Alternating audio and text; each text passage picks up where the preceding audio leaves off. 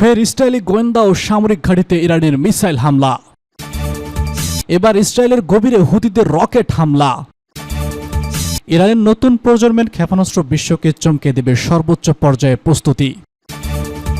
ইসরায়েলের বাড়াবাড়ি আর সহ্য করা হবে না বলছে ইরান। লেবাননে ইসরায়েলি হামলায় একদিনে 55 জন নিহত। ইসরায়েলের দিকে ছোড়া কয়েকটি ইরানি ক্ষেপণাস্ত্র ধ্বংস করেছে যুক্তরাষ্ট্র বলছে পেন্টাগন।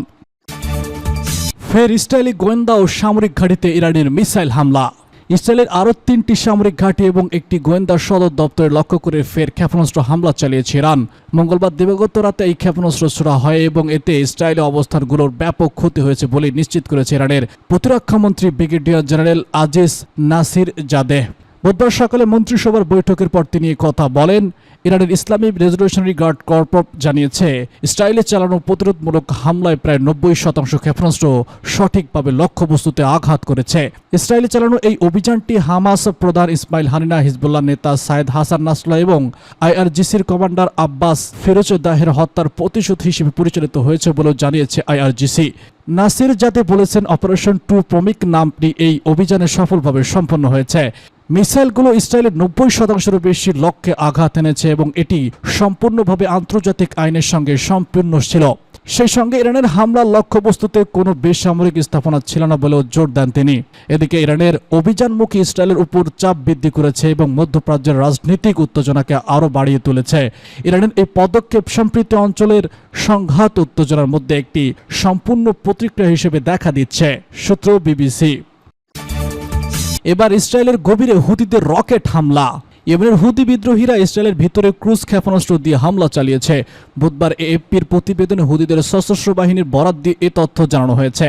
ইরান সমর্থিত সংগঠনটি গতকাল তেল আবিব ও ইলাতে ইসরায়েলি সেনা ঘাঁটি লক্ষ্য করে ড্রোন হামলা চালানোর পর বুধবার ইসরায়েলি ভূখণ্ডের আরও ভিতরে ক্রুজ ক্ষেপণাস্ত্র ছোড়ার দাবি করেছে। এদিকে আগে ইসরায়েলের প্রায় 200 ব্যালিস্টিক ও হাইপারসনিক ক্ষেপণাস্ত্র হামলা চালিয়েছিল ইরান। মধ্যপ্রাচ্যে স্থিতিশীল পরিস্থিতি আরও দ্বিগ্নীভূত হয়েছে। শুরুতে গাজায় সীমাবদ্ধ থাকলেও প্রায় 11 মাস ব্যাপী এই সংঘাত এখন মধ্যপ্রাচ্যের বেশ কয়েকটি দেশে ছড়িয়ে পড়ার আশঙ্কা দেখা দিয়েছে। হুতিদের বিবৃতিতে বলা হয়, ইয়েমেনি ক্ষেপণাস্ত্র বাহিনী জায়নিস্ট শাসকের বিরুদ্ধে একটি সামরিক অভিযান পরিচালনা করেছে। এই অভিযানের লক্ষ্য ছিল অধিকৃত ফিলিস্তিন ভূখণ্ডের অভ্যন্তরের সামরিক অবকাঠামো। এই হামলায় 3টি কোদস ফোর্স ক্রুজ ক্ষেপণাস্ত্র ব্যবহার করা হয়েছে। ক্ষেপণাস্ত্রগুলো সফলভাবে লক্ষ্যে আঘাত এনেছে। এসব জায়গায় শত্রুপক্ষ গোপনে সামরিক কার্যক্রম চালাচ্ছিল। বিবৃতিতে আরও বলা হয়, হুতিদের এই হামলা কখন হয়েছে তা বিবৃতিতে উল্লেখ করা হয়নি। ইসরায়েলি সামরিক বাহিনী তাৎক্ষণিকভাবে কোনো মন্তব্য করেনি। গত সপ্তাহে হুতি তেল আবিবের বেন গুয়েন বিমানবন্দরে একটি ক্ষেপণাস্ত্র হামলা পরিচালনার দাবি করে। এর জবাবে গুরুত্বপূর্ণ হুদাইদা বন্দরসহ ইয়েমেনের অন্যান্য অংশে বিমান হামলা চালায় ইসরায়েল। হুতিরা প্রায় 1 দশক ধরে ইয়েমেনের একটি বড় অংশে আধিপত্য বিস্তার করছে। সংগঠনটি ইসরায়েল ও যুক্তরাষ্ট্রের রেজিমেন্টের অন্যতম সদস্য। নভেম্বর থেকে শুরু করেছিল হুতি লোহিত সাগর উপকূল ও এডেন উপসাগর চলাকালীন জাহাজের উপর হামলা চালিয়ে এসেছিল। ইসরায়েল হামাস যুদ্ধ ফিলিস্তিনের পক্ষে সমর্থন জানিয়ে তারা এসব হামলার দাবি করেছে। ইরানের নতুন প্রজন্মের ক্ষেপণাস্ত্র বিশ্বকে চমকে দেবে সর্বোচ্চ পর্যায়ে প্রস্তুতি। ইরানের বিপ্লবী গার্ড বাহিনী বা আইআরজিসির সাবেক কমান্ডার মোহাম্মদ মিসাইল কাউসারি বলেছেন, হাতে নতুন প্রজন্মের যে সমরাস্ত্র ক্ষেপণাস্ত্র রয়েছে তা দিয়ে যদি ইহুদিবাদী ইসরায়েলের উপর হামলা করা হয় তাহলে তারা সারা বিশ্ব অবাক হয়ে যাবে। তিনি বলেছেন, এই সমস্ত ক্ষেপণাস্ত্র লাঞ্চার সম্পূর্ণভাবে প্রস্তুত রয়েছে এবং তাতে ক্ষেপণাস্ত্র লোড আছে। ইসরায়েলের হামলার জবাবে ইসরায়েল কোনো ধরনের পাল্টা পদক্ষেপ নিলে ইরান এই সমস্ত ক্ষেপণাস্ত্র ব্যবহার করবে। তিনি বলেছেন, আমাদের দেশের সমরাস্ত্রের ক্ষেপণাস্ত্র প্রতিরক্ষা ব্যবস্থা রয়েছে এবং সেগুলো উচ্চ পর্যায়ের প্রস্তুতি আছে। কমান্ডার কাউসারি বলেছেন, আমাদের অনেক ক্ষেপণাস্ত্র ফ্রন্ট ফর্ম এখনো বের করা হয়নি। ইসরায়েল কোনো ধরনের ভুল করে তাহলে প্রথমবারের মতো সমরাস্ত্র ক্ষেপণাস্ত্র ব্যবহার করা হবে, যেগুলো ধ্বংসাত্মক ক্ষমতা তারা সারা বিশ্ব বিস্মিত করে তুলবে। সূত্র পাস টুডে। ইসরায়েলের বাড়াবাড়ি আর সহ্য করা হবে না বলছে ইরান। মঙ্গলবার ইসরায়েলের অভ্যন্তরে প্রতিরোধমূলক ক্ষেপণাস্ত্র হামলা চালিয়েছে ইরান। একই সঙ্গে মধ্যপ্রাচ্যে ইসরায়েলের ক্রমাগত অপরাধ আর সহ্য করা হবে না বলে হুঁশিয়ারি দিয়েছে দেশটির সশস্ত্র বাহিনীর chief of staff major general Mohammad Hussain Bagheri. গত 2 মাসে তেহরানকে কঠিন সময় পার করতে হয়েছে জানিয়ে বাঘেরি বলেছেন, তার মতে ইসমাইল হানিয়া হত্যাকাণ্ডের আরও গাজায় যুদ্ধবৃত্তি প্রতিষ্ঠার জন্য ইরান সংগঠিত হয়েছিল। বাগিরি বলেছেন, গত 2 মাস ইরানি জাতি এবং তাদের মিত্র শক্তির জন্য অত্যন্ত কঠিন সময় ছিল, কিন্তু ইসরায়েল যুক্তরাষ্ট্রের সমর্থন নিয়ে একের পর এক যুদ্ধ অপরাধ বৃদ্ধি করেছে।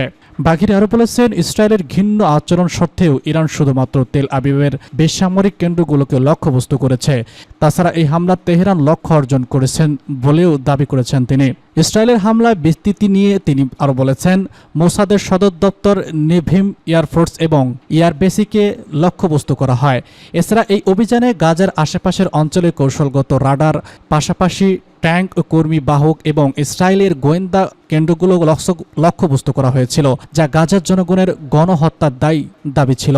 বাগিরি বলেছেন, এই অভিযানে ইসরায়েলের অর্থনৈতিক ও শিল্প কাঠামোগুলোকে লক্ষ্যবস্তু করা হয়নি, তাদের সাধারণ জনগণকে লক্ষ্যবস্তু করা হয়নি, যদিও এটি সম্পূর্ণ সম্ভব ছিল।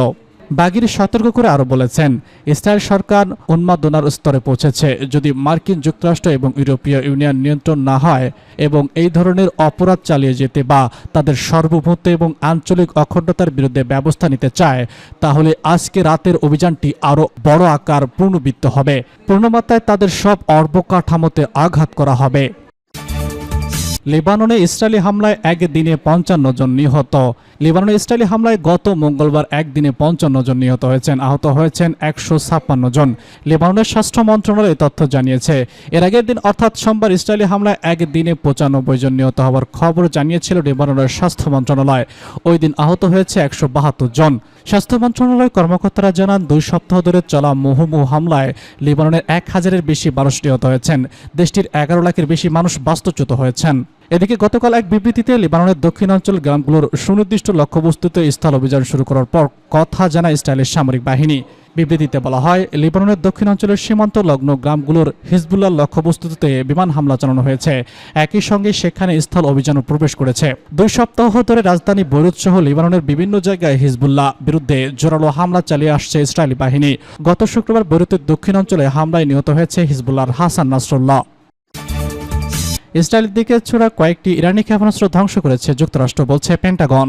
ইরান যখন ইসরায়েলের ভূখণ্ডে একের পর এক ক্ষেপণাস্ত্র ছুড়েছিল, তখন ডজনখানেক ক্ষেপণাস্ত্র ধ্বংস করেছে যুক্তরাষ্ট্র। পেন্টাগনের পক্ষ থেকে এই তথ্য জানানো হয়েছে। যুক্তরাষ্ট্রের প্রেসিডেন্ট জো বাইডেন বলেছেন, ইসরায়েলের প্রতিরক্ষা নিশ্চিত করতে সক্রিয়ভাবে সহায়তা দিয়ে যাবে ওয়াশিংটন।